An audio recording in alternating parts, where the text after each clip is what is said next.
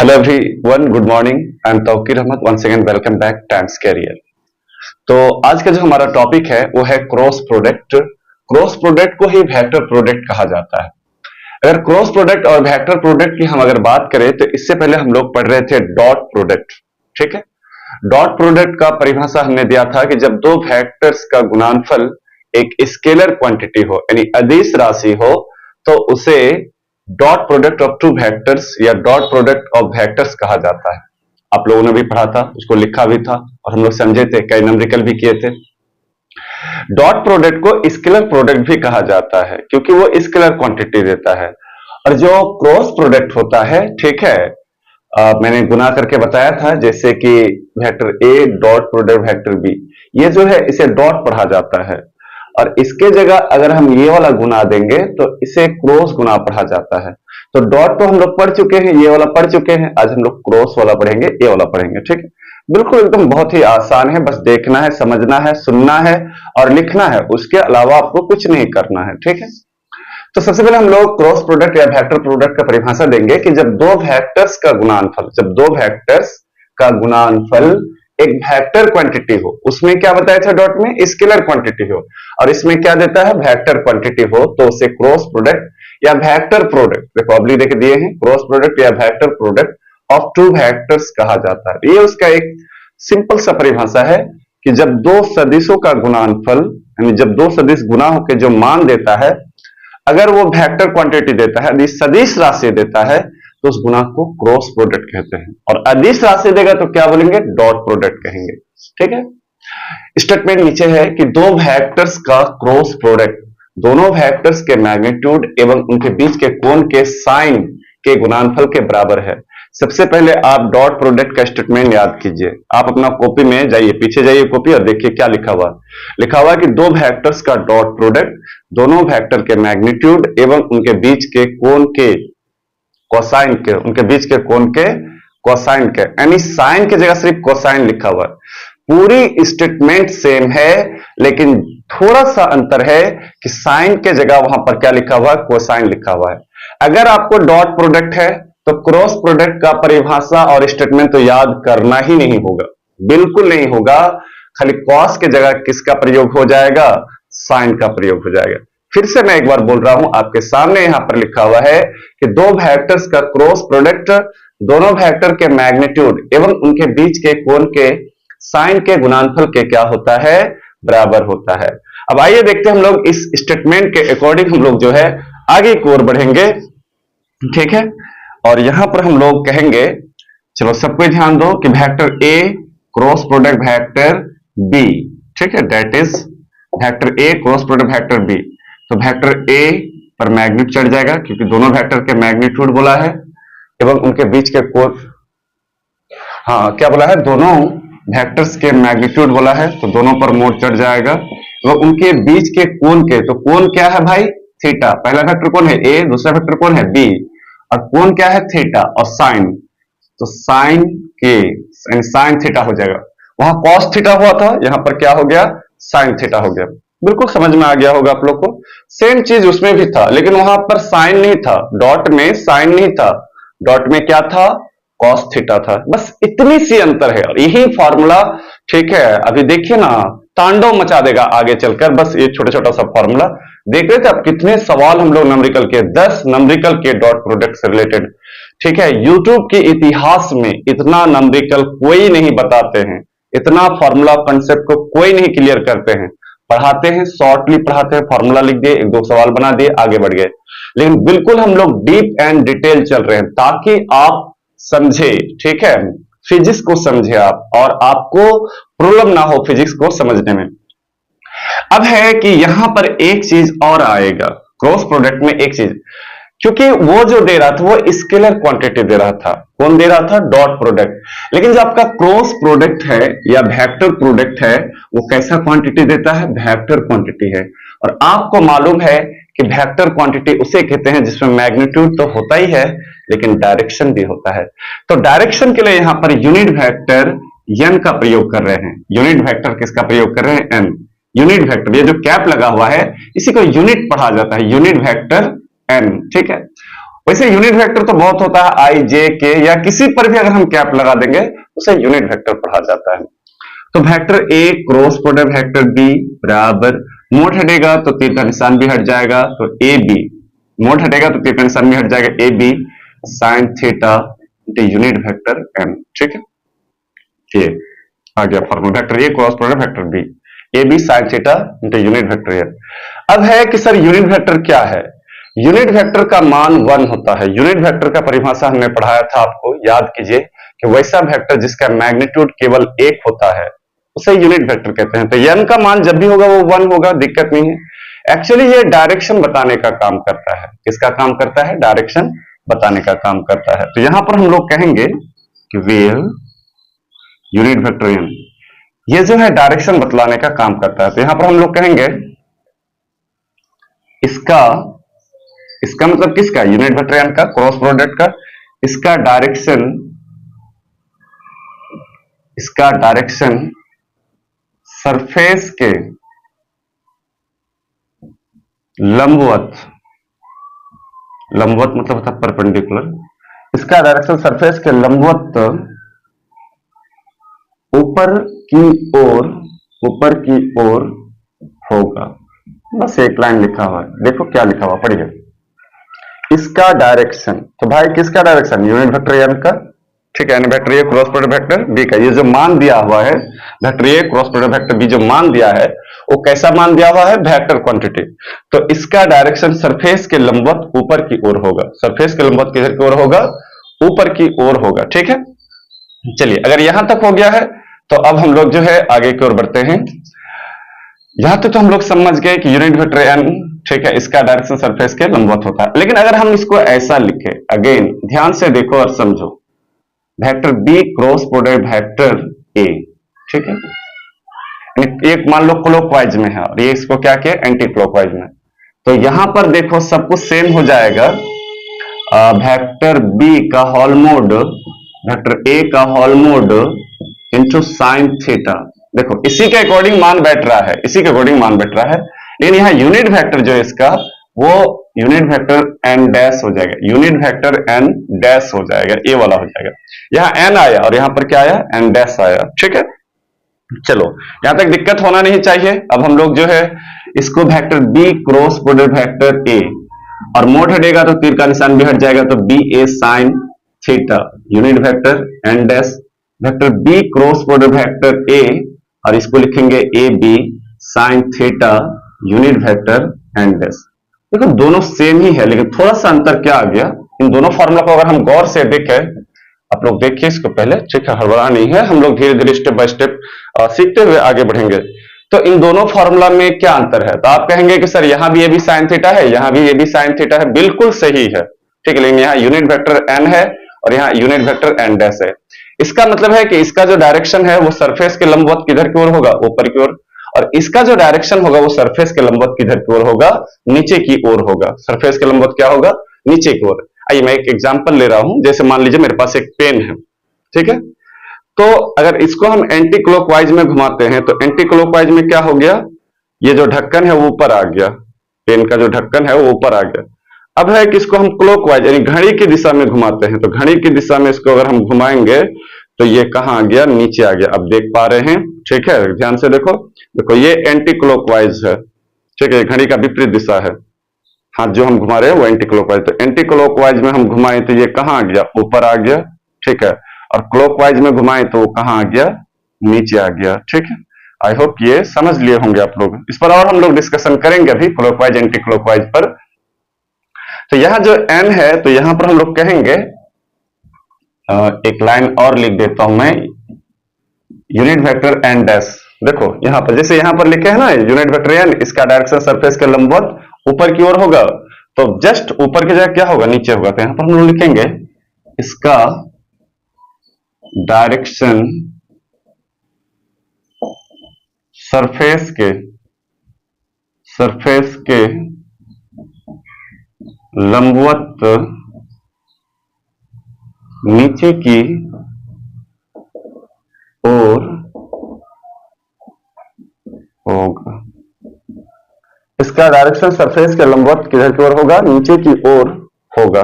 इसका direction surface के लंबवत नीचे की ओर होगा। ठीक है, तो आई होप सबसे पहले आप एक काम कीजिए, पहले परिभाषा लिखिए फर्स्ट वाला एरो साइन, उसके बाद स्टेटमेंट लिखिए। सबसे इंपॉर्टेंट होता है किसी भी टॉपिक का, किसी भी क्वेश्चन का जो सबसे पावरफुल जो पार्ट होता है उसको स्टेटमेंट कहा जाता है, यानी कथन को कहा जाता है। ठीक है, और बहुत सारे लोग क्या करते हैं कि डायरेक्ट परिभाषा से फॉर्मूला आ जाते हैं, स्टेटमेंट देते ही नहीं है, तो उन चीजों से बचिए। ठीक है, और इसको आप ये कीजिए। तो सबसे पहले आप ये लिखिए, क्या लिखेंगे, परिभाषा लिखिए, उसके बाद स्टेटमेंट लिखिए। स्टेटमेंट के बाद जो है डायग्राम बना के इसको एक्सप्लेन कीजिए, पहले इस साइड लिखिए फिर इस साइड लिखिए। ठीक है, तो ये जो है आपका मान लीजिए कि अगर ये एक क्लॉकवाइज में है तो दूसरा क्या होगा, एंटी क्लॉकवाइज में होगा। एक का डायरेक्शन अगर ऊपर की ओर है तो दूसरा का डायरेक्शन नीचे की ओर।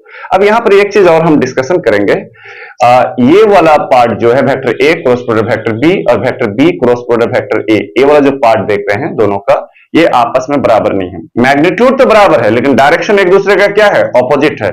तो दैट मीन्स ये जो है कॉम्यूटेटिव लॉ का पालन नहीं करता है। जैसे 2 गुना 3 बराबर 3 गुना 2, तो अब बराबर नहीं होगा। डॉट प्रोडक्ट कॉम्यूटेटिव लॉ का पालन करता है लेकिन क्रॉस प्रोडक्ट कॉम्यूटेटिव लॉ का पालन नहीं करता है।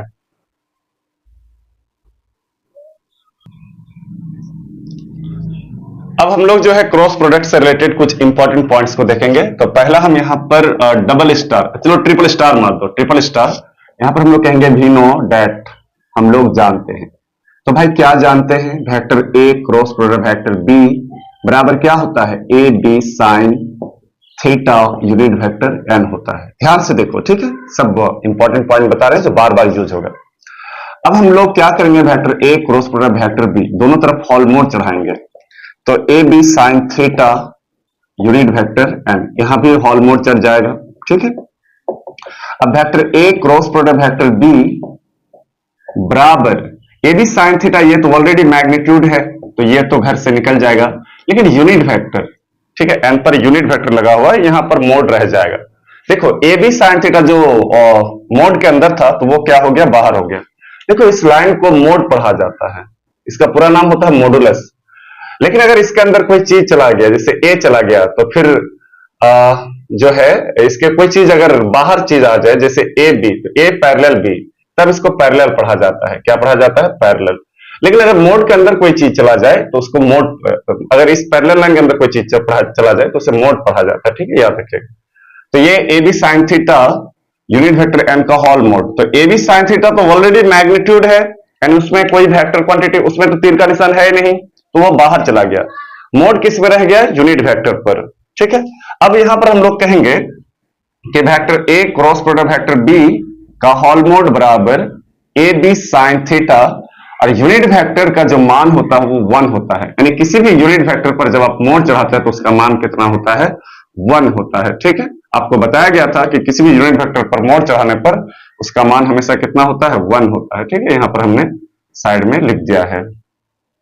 तो वेक्टर ए क्रॉस प्रोडक्ट वेक्टर बी का हॉल मोड बराबर A B sine theta, A B क्या हो जाएगा, साइन थीटा हो जाएगा। ठीक है, तो ये इंपॉर्टेंट फॉर्मूला है, वेक्टर ए क्रॉस प्रोडक्ट वेक्टर बी बराबर क्या लिखेंगे, ए बी साइन थीटा। इसमें यूनिट वेक्टर खत्म हो जाता है क्योंकि मोड लगा देने से डायरेक्शन क्या हो जाता है, उसको खा लेता है, यानी डाइजेस्ट कर लेता है, हट जाता है। डायरेक्शन हुआ नेगेटिव पॉजिटिव, ओनली सिर्फ मैग्नीट्यूड को बतलाता है, कौन, मोड।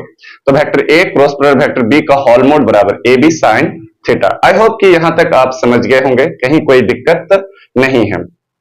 अब है कि इस क्रॉस प्रोडक्ट का जो है डायरेक्शन का जो निर्धारण किया जाता है उस रूल का नाम है right hand screw rule, Hindi में कहा जाता है दक्षिणावर्त पेंच का नियम।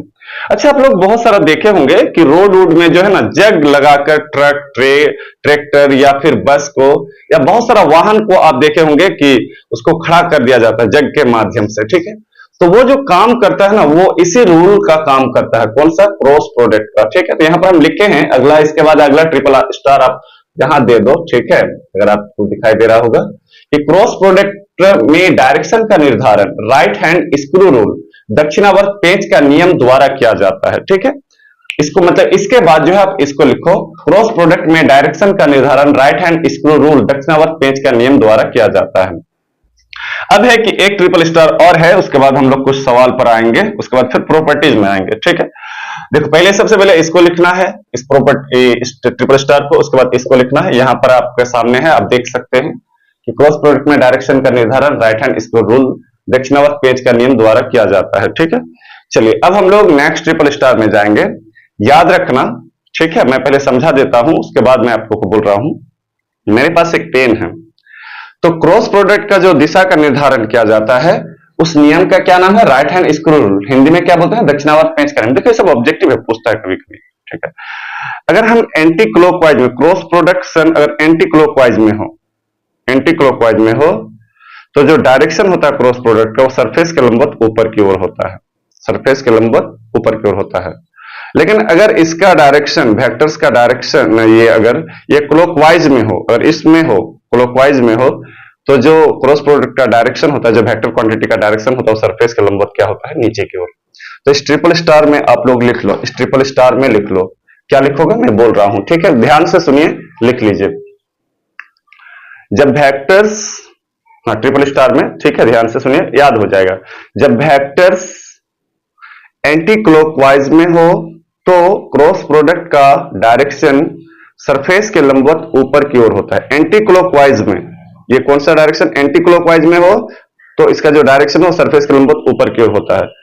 लेकिन जब क्लॉकवाइज में हो तो इसका डायरेक्शन सरफेस के लंबवत क्या होता है? नीचे की ओर होता है। एंटी क्लॉकवाइज में ऊपर की ओर होता है। चलो मैं लिख ही देता हूं यहां पर, ठीक है।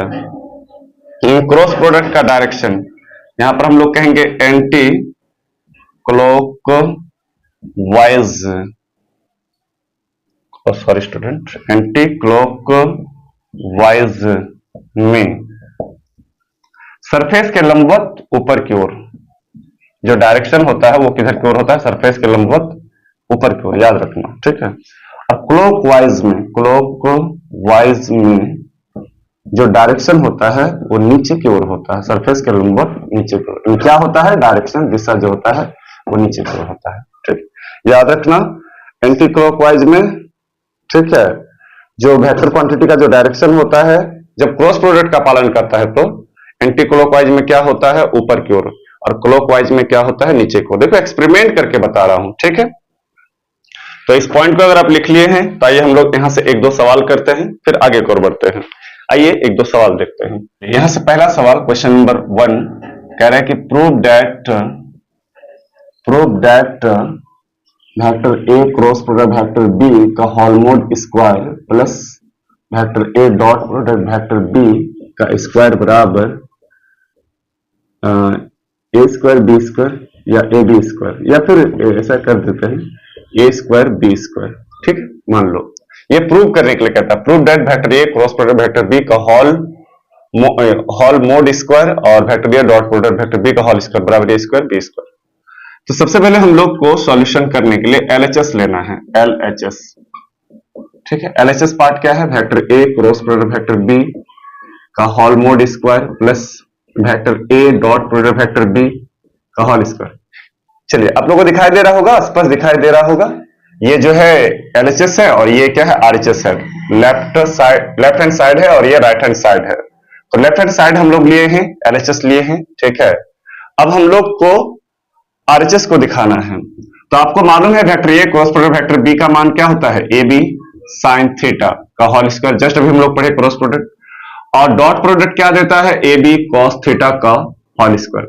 अब इसका स्क्वायर को तोड़ेंगे तो ए का स्क्वायर ए स्क्वायर, बी का स्क्वायर बी स्क्वायर और sine square theta plus A का स्क्वायर ए स्क्वायर, बी का स्क्वायर बी स्क्वायर और कॉस स्क्वायर थीटा। क्या यहां तक कोई दिक्कत है? तो ए स्क्वायर बी स्क्वायर और साइन स्क्वायर को, ये देखो ए स्क्वायर बी स्क्वायर कॉमन ले लिया तो यहां पर क्या बच गया? साइन स्क्वायर थीटा, और यहां पर क्या बच गया? कॉस स्क्वायर थीटा, ठीक है। चलिए तो हमारे पास ए स्क्वायर बी स्क्वायर और यहां पर sine square plus cos square का मान क्या होता है? तो ए स्क्वायर बी स्क्वायर। ये हमारा क्या हो गया? आरएचएस प्रूव्ड हो गया। आरएचएस क्या हो गया?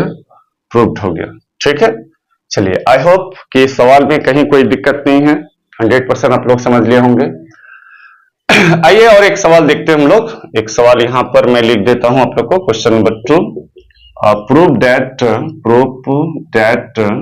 Vector A cross product vector B का होल मोड बटे वेक्टर ए डॉट प्रोडक्ट वेक्टर बी बराबर टेन थीटा है, ठीक है।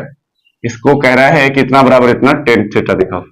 तो एलएचएस ले लीजिए, क्या है एलएचएस? वेक्टर ए क्रॉस प्रोडक्ट वेक्टर बी का होल मोड बटे वेक्टर ए डॉट प्रोडक्ट वेक्टर बी, ठीक है। अच्छा, क्रॉस को तोड़ेंगे तो क्या होगा? ए बी साइन थीटा, और डॉट को तोड़ेंगे तो क्या होगा? A B cos theta. A B cancel, तो साइन बटे क्या बचा? कॉस थीटा बचा। साइन बटे कॉस थीटा बराबर टेन थीटा। यही हमको प्रूव करना था, ठीक है, प्रूव हो गया। तो आई होप इन दोनों सवाल में दिक्कत नहीं होना चाहिए। इस तरह का सवाल ऑब्जेक्टिव में या 2 नंबर न्यूमेरिकल में, या फिर आपको मालूम है कि ये जो क्वेश्चन है 2012 मैथमेटिक्स में पूछा है, इन मैथमेटिक्स का बोर्ड एग्जाम में ये वाला क्वेश्चन था। 12 का बोर्ड में जो है 12 मैथमेटिक्स का बोर्ड में, बिहार बोर्ड का मैथमेटिक्स सब्जेक्ट में ये वाला क्वेश्चन था कि प्रूव दैट इतना बराबर इतना, और ये 4 मार्क्स का है। तो देखो कहीं भी यूज हो सकता है, ऐसा नहीं है कि हम यहां पर फिजिक्स पढ़ रहे हैं 11th में पढ़ रहे हैं तो यहां होगा और किसी एग्जाम में, ये सब फालतू बात है। जो इस टाइप के पढ़ते हैं ना कि इठो आईआईटी है, इठो नीट है, इठो क्या है, वो सवाल नहीं पूछा जाता है। पूछा कौन सवाल जाते हैं? आप सीख रहे हैं, आपने सबसे पहले मान लीजिए कि रिजल्टेंट वेक्टर पढ़ा, फिर रिसोल्यूशन ऑफ अ वेक्टर पढ़ा, फिर आप डॉट प्रोडक्ट पढ़ रहे हैं, अच्छी तरह से एकदम स्टेप बाय स्टेप पढ़ रहे हैं, फिर आप क्रॉस प्रोडक्ट पढ़ रहे हैं, तो उस टाइप का सवाल पूछे जाएंगे। और चिल्ला चिल्ला के पढ़ो ना ऐसे कि हाँ इठो नीट में पूछा, इठो आईआईटी में पूछा, इठो फन्ना चिन्ना, तो फिर वो सवाल नहीं आएगा और आपसे बनेगा भी नहीं, ठीक है, और आप सीख भी नहीं पाएंगे। सबसे पहली बात यह है कि हमें सीखना है। कैसे सीखना है? सीखना हम लोग को ऐसे कि हम लोग को टॉपिक को समझना है, और उस टॉपिक से रिलेटेड, उस चैप्टर से रिलेटेड किसी भी एग्जाम में, दुनिया के कोई भी एग्जाम में क्वेश्चन पूछे, अगर वो बन जाता है इसका मतलब मेरा सही से पढ़ा हुआ है, सही से सीखा हुआ है, ठीक है। किसी पर्टिकुलर अगर ये उद्देश्य से पढ़ते हैं कि हाँ ये इसमें पूछा तो वो सवाल को बनाएंगे, या बीच बहुत सारे बच्चे को देखा जा रहा है या बहुत सारे स्टूडेंट्स को देखा जाता है वो क्वेश्चन करता है, अरे भाई अजीब बात है, मतलब चावल है नहीं तो भात कहां से बन जाएगा, ठीक है, पहले चावल का इंतजाम करो, पहले धान का इंतजाम करो। मतलब कि जो है ना, घर में चावल है नहीं और कटोरा लेके और प्लेट लेके जो है ना बैठे हुए भात खाने के लिए, मतलब अता पता कुछ भी नहीं है। तो थोड़ा सा ये सब माइंड डेवलप करो। अब आप लोग बड़े हो गए हैं, 11-12 के बच्चे हैं, अब आप लेवल आप लोग का जो है बढ़ चुका है, ठीक है, इसलिए थोड़ा सा जो है थिंकिंग पावर को बढ़ाओ, इधर उधर भटकना नहीं है। चलिए, तो ये दोनों सवाल आप लोग उतार लीजिए, ठीक है। अब हम लोग क्रॉस प्रोडक्ट का प्रॉपर्टीज में आएंगे।